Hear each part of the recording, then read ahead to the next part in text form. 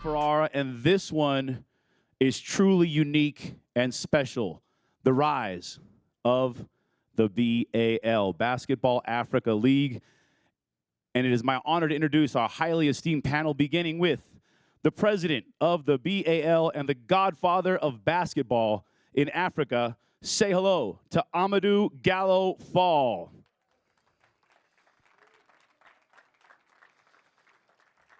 Next up, he is an NBA champion and a French Cup winner, Jan Mahinmi.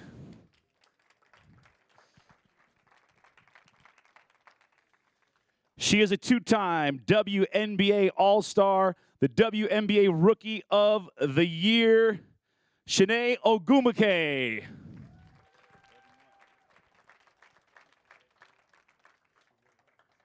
He is a two-time NBA All-Star, two-time NCAA champion, Joakim Noah.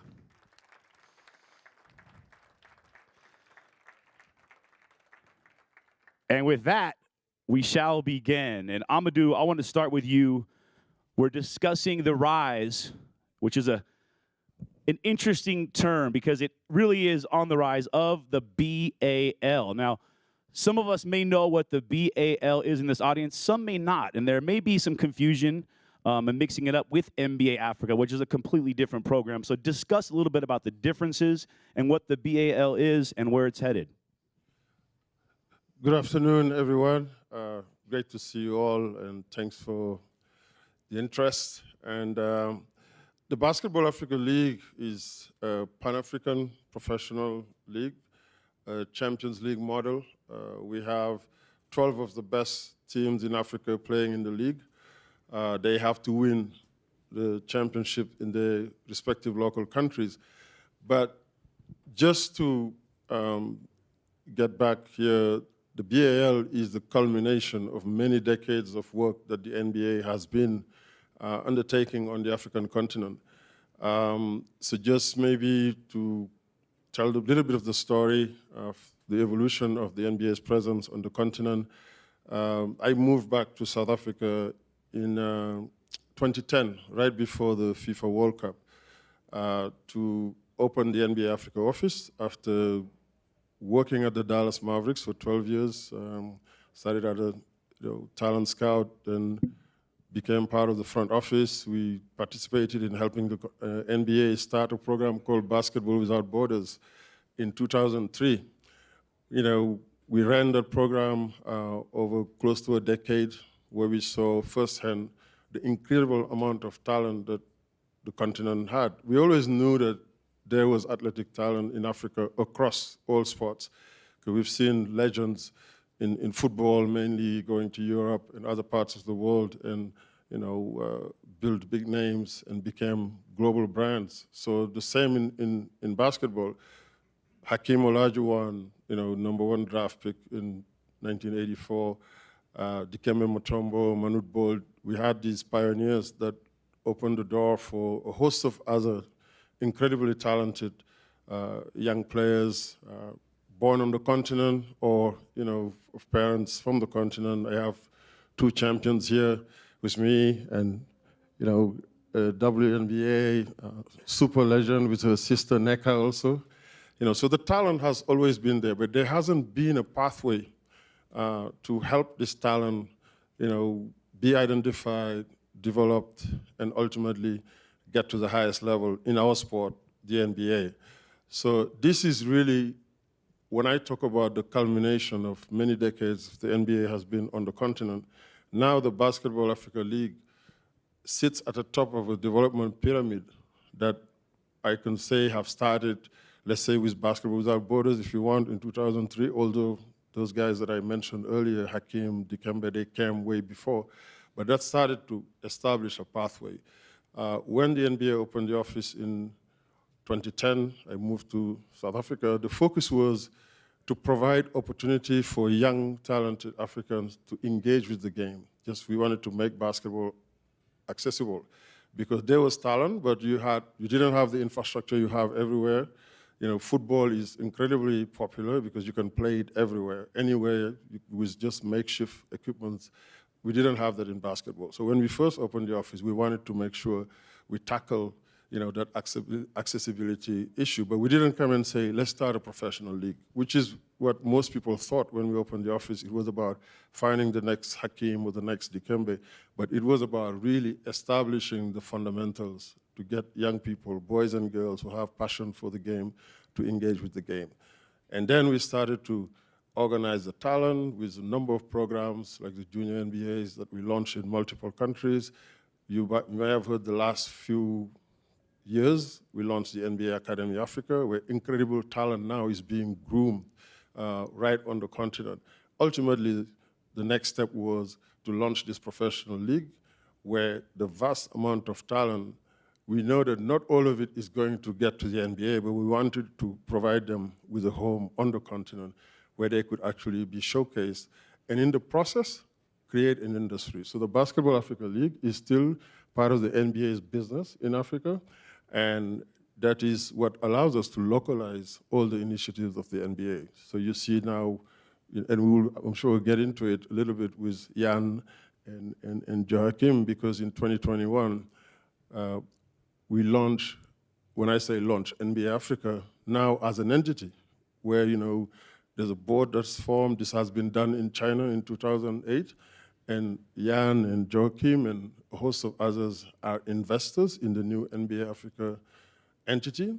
And the BAL is one of the new pillars in a robust growth plan with big ambitions, launching the league, the BAL, and now opening offices in other countries. You may have heard in Nigeria, we opened an office in Nigeria, and then recently we opened an office in Egypt. Before the end of the year, we're going to open another office in Kenya. So the BAL is still part of the NBA family of leagues. Think about the G League, the WNBA, 2K.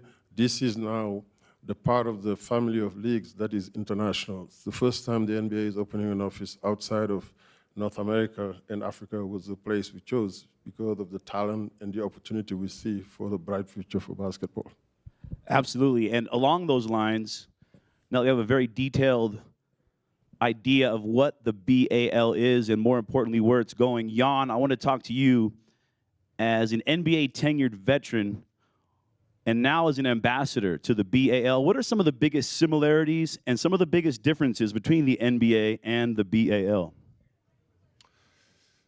I mean, I think it's the passion for the game.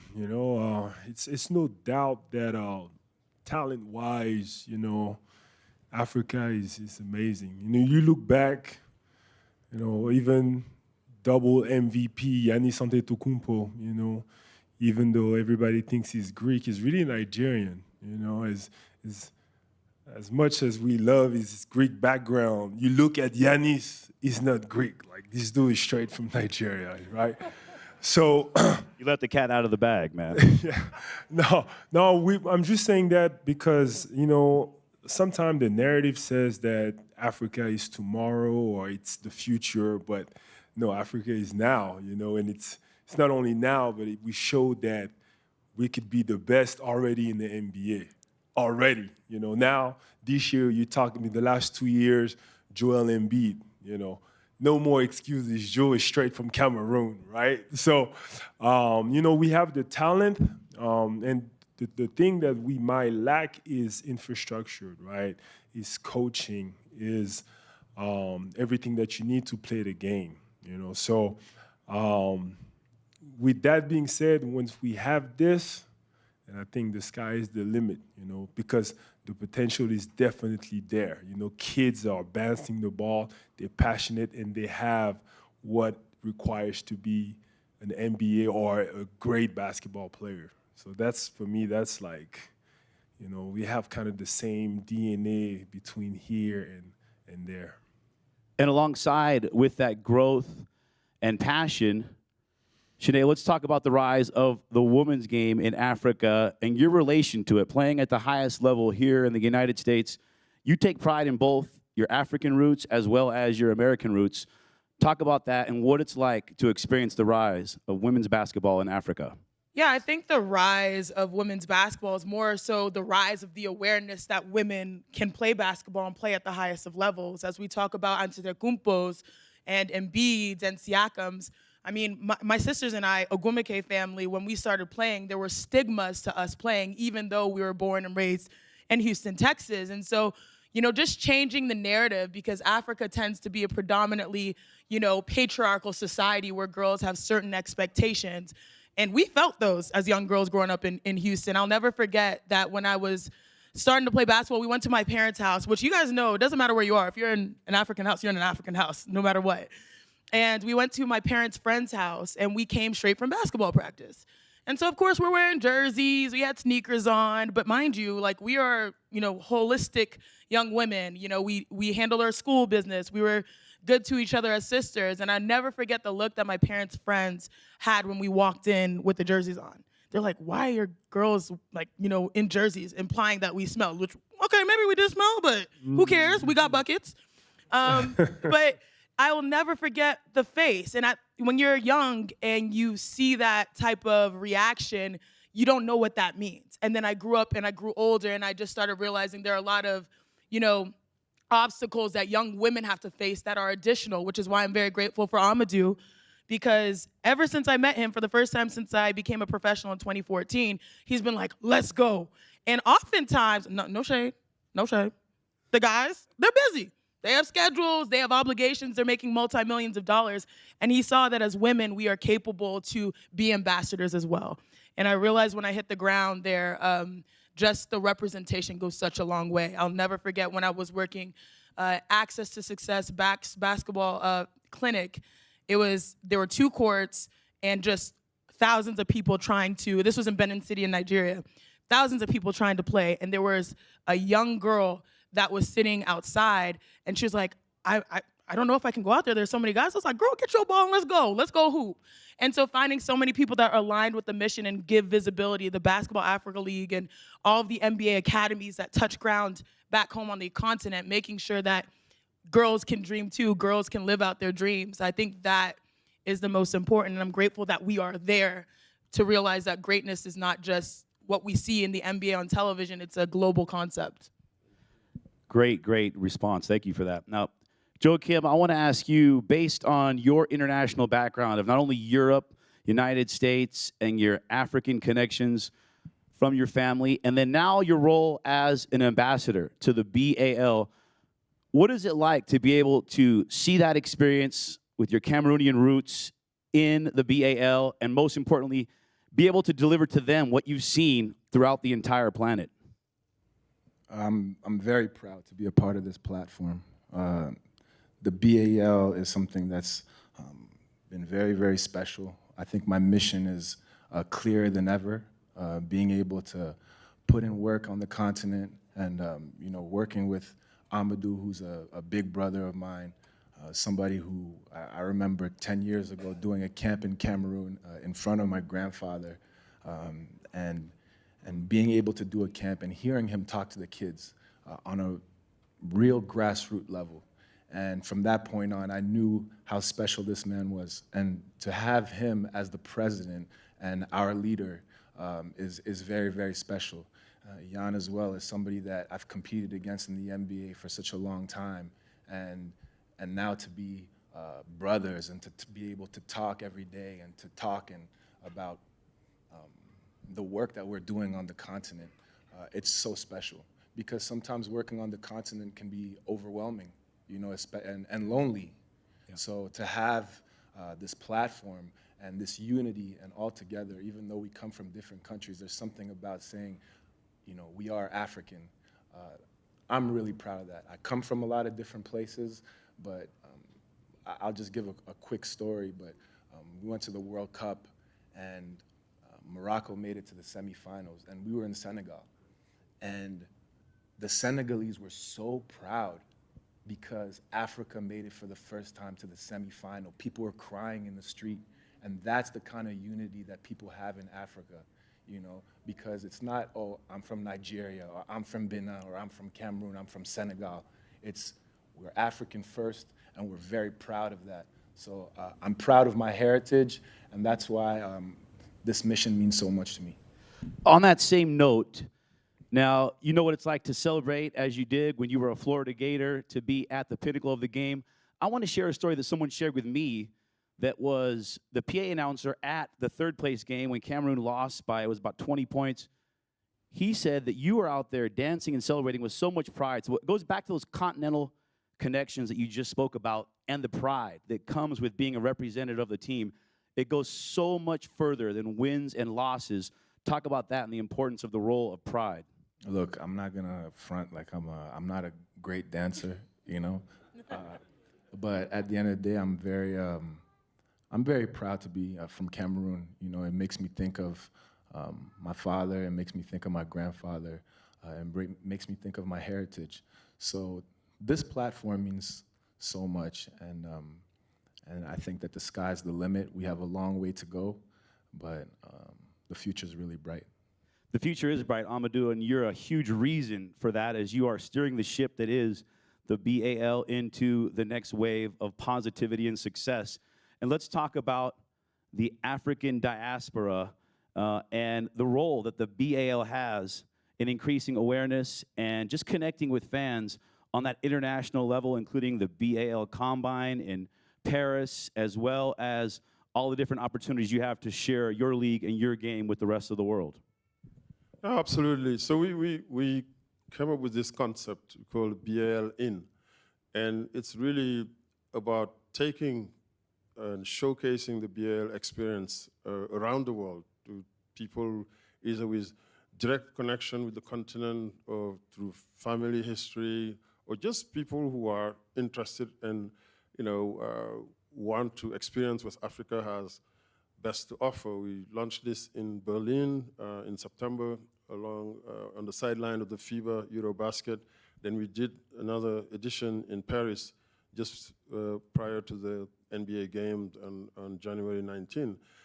As you know, in France or Germany, Belgium, there's a lot of people from Africa who migrated there a very long time ago. For us, it was an opportunity to go host this combine. We got a lot of questions about why Paris, but it was essentially so we can attract some of the talent that's in Belgium or in the UK, and a lot of people, players who were born of African families, and that plays the game and want to come and have an experience in our league. So we organized that in Paris, incredibly successful. And then we have a social event at one of the nights. This is to showcase exactly from a lifestyle perspective all the great cultural manifestations that Africa has and people are interested from around the world. This weekend, you guys know, halftime and on Sunday, you have Afrobeat featured in the NBA's biggest stage.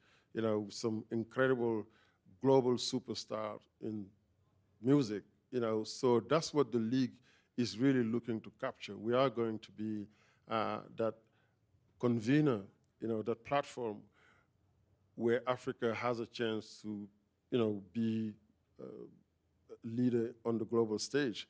Sport is an incredible equalizer, I think, and I cannot continue without acknowledging in this room because somebody I admire, and also because of what they're doing. Football is the game that we all grow up idolizing, and really, you talk about Cameroon, you have legends like Roger Milla, and everybody knows who DJ Drogba is.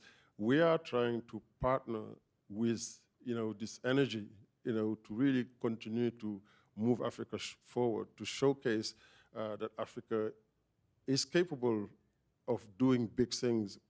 When last year, the first time we launched the BAL during the pandemic, I was getting calls from people from all around the world, and they will make comments because they're watching the broadcast on TV, and they're like, wow, we're watching this. You can't believe this is happening in Africa. So for me, that's the narrative we have to change, that perception that excellence may be just something that lives somewhere else, but not in Africa. We are going to make it normal that people are going to see incredible talent. I'm talking like, Giannis type, talent, Joaquim, Luol Deng, Yan here. There's hundreds of them coming, and not all of them will be able to be in the NBA. We want to make sure that we give them a platform back home to essentially encourage private sector and public sector to want to build world-class arenas.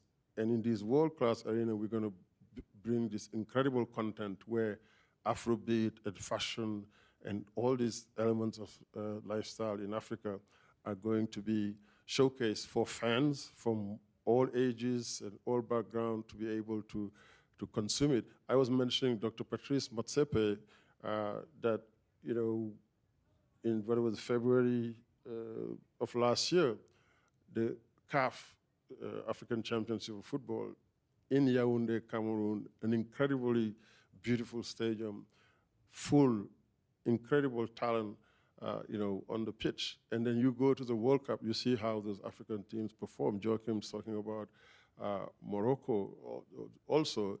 So we want this to become normal, that our teams go out there on the global stage and participate in Olympics or World Cup and do what Morocco did, and as a teams, same in basketball. But we want to start with having this professional league. The people will travel from all around the world to come and watch games in Dakar or in Cairo, in Kigali, Abidjan. We're showcasing these African cities also to encourage people to come and discover the incredible beauty in Africa, because sports is that equalizer that is going to be something that everybody agrees on. Absolutely. And as the BAL continues to evolve, as you mentioned, it's so much more than a sport. It's a representative of not only a country, but an entire continent. And it's becoming more of an experience and a celebration, as it should be, and a shining light representing the people that are not only the players in the BAL, but the fan base and the countries that they represent within Africa. Now, Jan, you talked a little bit about the importance of changing the infrastructure in the BAL as it continues to grow. Let's talk about the connection with the NBA and how the NBA can assist in transitioning that infrastructure to get to that next level, including things like the NBA Summer League and the ability to have coaches join the NBA Summer League and pick up tools that are being currently used in the NBA. Yeah, no, this is definitely a joint venture. You know, this is in so many ways, and like Amadou, you know, explained to you guys early on, this has been a journey when the NBA has come on board for a long time. And me, I'm fortunate. You know, I'm from Benin, you know, and I'm fortunate enough to. We have just signed an MOU with the Beninese government and the NBA Africa, which means that there's a true commitment where, you know, the NBA are going to come with expertise, meaning it's coaching, you know, it might be gears, might be opportunities for kids, might be opportunities for coaches, might be opportunities for front office, because, you know, the good thing about the game is that it creates a whole industry, you know, and that's the most exciting part. Not everybody, it's only 5 guys at a time on the court. Not everybody is going to be a basketball player. You know, so the great thing about this game is that there is so much more than players. You know, it could be contents. You know, it could be marketing. It could be commercialization of the game. You know, salesmen. You know, like it's so much more than that. And what we're trying to do with the BEL and NBA Africa, we try to create all these industries and we try to showcase that. And the NBA coming on board in all these different aspects, you know, it's tremendous help. You know, whenever we signed this MOU in Benin, everybody was like, oh my gosh, you know, there's an opportunity there, you know. I want to be associated to the game now, to whatever extent it is. So, you know, it's important that we realize that it's a joint venture. For many years before we started this BAL, you know, I was doing camp, you know, and the NBA has always come on board to help me. You know, whatever I was doing camp in Cotonou, you know, they'll come with like so many basketballs, gears, you know, and you know, they have always trying to help to whatever capacity they could. So, you know, it's not just the game, you know, it's everything around it, and we're definitely going to need the NBA on board for everything. The Summer League, every summer now, you have African coaches coming, you know, and being a part of, you know, an NBA staff. You know, this is tremendous experience, you know, so it's not only the players and the youth that's benefiting from this, you know, we try to have the whole ecosystem, you know, rise up. If I may just bounce off that, we talk about the BAL becoming an economic growth engine for the continent. If you just look at even this place, how many people are working here and how much commerce is taking place here. Tomorrow, Sunday, at these games, you think about how many people in this city has been impacted by actually this All-Star Weekend coming here. That's what we are doing with the league. And the way we play it in traveling caravan mode, where you take 6 teams in one country for 10 days, you play 15 games, you go to another country, and then you go to another country. How much it's going to boost local economies, boost tourism, and the jobs that it is going to create. That's really where the whole economic growth engine concept, comes into play. Now, people from both the private and public sector are thinking about building arenas, because these arenas are not just going to serve for basketball, but they will be, for multi-purpose concerts and other types of gathering that is going to drive the economies in the different places where they exist. Along those lines of booming the economy and creating jobs, we'll talk to someone that has multiple of those. Now, today, as a media analyst, let's talk about your experience there and how you're able to plug that into your passion for Africa and hopefully build that in the exposure as well as creating media opportunities in Africa. Sure. So working for ESPN right now, people might know that I work on a daily show called NBA Today and also an NBA Countdown on Wednesdays, which are probably like the most premier basketball properties that ESPN has. But, there are certain people that were with me, my agents here, was when I was shooting in the gym, meaning television media is all about reps, just like hoops. And I was getting my reps while working in Connecticut. I was drafted to the Connecticut Sun, and in our backyard was ESPN. And you don't just get magical opportunities as a woman unless you put in the reps. Now, if you're a Hall of Famer, if you're someone with like him or him, you can maybe jump out of, pros and become an analyst. But for us, we sort of have to earn our stripes. And the way I earned my stripes was actually by working SportsCenter Africa, which was a very, very special opportunity for me. That was the first opportunity I had to talk about all sports, not just basketball. And since it was catered to Africa as a whole, we're talking about not only football, soccer, right, but cricket and other interesting things that we're passionate from sports fans on the continent. But working that job to me was the most rewarding because it allowed me to learn myself and that I could be authentically myself on air. And so it's not foreign for me to wear Ankara, which is our traditional African fabric, or collaborate with designers that want to showcase their stuff while I'm working, because there's more to it than just crunching numbers and telling basketball fans, this guy had a great game. The representation really matters. And I think planting this, that was planted, the seed was planted when I was working for SportsCenter Africa. No one saw the broadcast here. It was broadcast on Kwese back in the day to the millions back home. And to me, that was such a special opportunity because I used to get a lot of feedback that, hey, there's a lot of men that watch, but by you being a woman delivering sports news, it's changing hearts and minds on what girls are capable of. And then after that, analyst for SportsCenter Africa, it was SportsCenter, and then also the NBA stuff. But to me, to this day, that, and my people will attest, is like has a near and dear place in my heart. And I think, sports are great. Like the athletes will come and deliver. The talent is there. It's all about making sure that the infrastructure is there for success and also visibility. And I think that's one of the greatest things that Amadou and Basketball Africa League has done is these young men and women are treated like pros and they're visible. And that means that their hopes and their dreams are still alive, because before it was not necessarily the case. You talked about diaspora, right? I think you mentioned diaspora. There was this idea about the African brain drain where you have to leave to find opportunity. Well, now opportunity is on the ground. And now we're in positions to be able to make people feel seen, heard, because we have that same bloodline and we are African, and that's what comes first. And so that's why I'm grateful, even though like every day we'll talk about the Lakers. What motivates me is it's the stuff that's innate within me. Excellent response there. Thank you for that. So motivating as well. Joakim, this next question's for you. You're obviously, much like most of us here in this weekend, are no stranger to the NBA game, the excitement, the entertainment element of it, the dramatic elements of it, the whole show that is the NBA. Now, as an ambassador to the BAL, what are some of the next steps it'll be taking, and what are you looking forward to most in this next upcoming season in the young history of the BAL? You know, this league is so special, and you know, I was born in New York City, and something that I think is really important, just like we were talking about, is the diaspora, and you know, we're in the third season right now, and so many of my guys that I used to play in the NBA with are so interested in being a part of it. And the reality is a lot of my brothers here in America, they don't know their African roots. So this is a great opportunity. This is so much bigger than just basketball. This is people getting to see their heritage. This is people getting to be a part of their roots.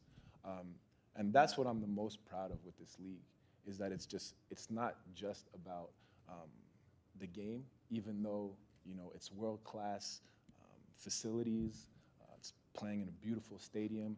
It's like an NBA setting. But the reality is people get to go to the continent, and because of basketball, they get to go to the continent and be a part of something so special. I mean, I went to Rwanda for the first time a couple of years ago, and I had so many ideas of what it was because of its past, and I was completely wrong. You know, it's the most organized country I've ever been. It's one of the happiest countries I've ever been. And they just transferred, the next generation is completely changed from its history. And I think that that's something that we can all be really proud of as Africans. And I'm really excited that more and more Americans want to be a part of it, and the connector is the basketball piece. So I'm really proud to be a part of that. As you should be, yes. It is a great connector. And the final question, Amadou, is, as we touched on these things here today, there's obviously many preconceived notions and stereotypes that go on for many people that are just undereducated on what life is like in Africa. And reminder, it is an entire continent. So to group it all together is one problem to begin with, because there's so many different countries, so many different conditions, and so many different scenarios happening. What can we do as fans of the NBA if we are interested in finding out more about the BAL, and hopefully with the eventual goal of watching it in person in the amazing continent that is Africa? But where can we consume that here stateside right now, online, or where can we catch that? Yeah, so one of the really achievements in the short history of the league is to have a broadcast footprint that covers 214 countries around the world. It's on ESPN here, live on NBA, and NBA.com also, and in Canada it's on TSN. We're on Canal+, beIN Sport, and a host of free-to-air broadcasters across the continent. So from a footprint standpoint, fans have access, and we are emphasizing in this early stage that accessibility to the game. When we organize things like these combines in Paris or in Brooklyn, like we did the first year in 2019, but then we end up postponing the season because of COVID, obviously, that's really, you know, what we're doing. We're taking the experience to the fans all around the world. Season 3 coming up, we're going to launch in Dakar from March 11 to March 21st with our Sahara Conference. We have 12 teams, 2 conferences of 6 teams. We have the Sahara Conference that have 6 teams starting from March 11 to March 21st, and the top 4 teams will qualify to the finals in Kigali in May. And then the Nile Conference will play in Cairo from April 26th to May 6th. The top 4 teams will qualify to the finals in Kigali, which will be a Elite 8 knockout style from May 21st to May 27th. And the beauty around this, what Joachim was talking about, it's really what we're showcasing. Yes, there's going to be incredibly exciting basketball on the court, but we are equally as proud to showcase all these other, you know, lifestyle elements from the continent. We also host tech summits. We, you know, host fashion showcases. You know, it's about really showcasing the talent. This league is going to be one of the best professional basketball leagues in the world in years to come outside of North America. That's our ambition, and I can really be bold in terms of talking about these ambitions because we have the NBA's best-in-class expertise in terms of how to operate and commercialize the professional sports league behind us. And I have ambassadors like Joachim, Chine, Jan, Lual Deng, and the names, I mean, we were walking around this morning, right? Everybody is supportive. So, we have no doubt that, this is going to continue to grow. And the infrastructure is catching up. People are motivated, thinking about building arenas, whether it's in Lagos or Jan is spearheading a program, as he talked about, in Benin. I'm sure something is going to happen very soon in Cameroon. So when you have this infrastructure and you have the broadcast footprint, you definitely have the talent.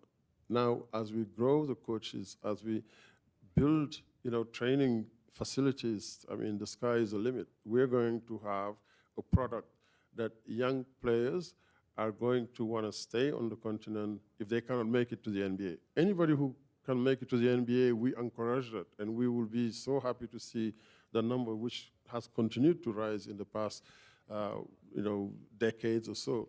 But we think that the vast amount of talent that the continent had, we have to figure out a way to showcase it, on the continent and build an industry around basketball. That's the opportunity we have. And it's coming for the ladies too. I get the question a lot, and are we going to have a WBAL? It's going to come.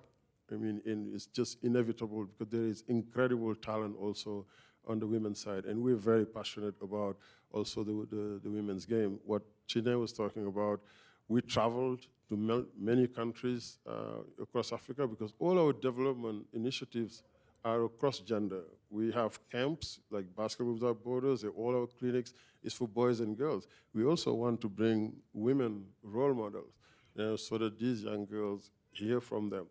Although we don't have a women's league today, but the Basketball Africa League has a program called BAL for her. And it's really a platform where we are looking to motivate young girls to really dream big about careers in sports, whether they play it or they could find employment within the sports industry, become general managers of teams, being leaders in their communities, playing the sport, but at the same time looking to participate in this industry that we are going to build around our sport. And along those lines, one of the true beautiful elements of the BAL is this opportunity for each of us to get in on this ground floor and witness the progression firsthand. Obviously, if you think back to the early days of the NBA or any successful sports organization, business, or foundation, there is a moment and there is something to be said about being part of the pioneership and the portion that is seeing that next level. As you mentioned, that next chapter, I'm sure Sinead will be very involved with you as the growth of women's basketball and potentially a professional league down the road. So it's great to be here in this first chapter. We look forward to the many other chapters. On behalf of the rise of the BAL, please give it up for our highly esteemed panel, Jan, Amadou, Sinead, and Joakim. Thank you for joining us.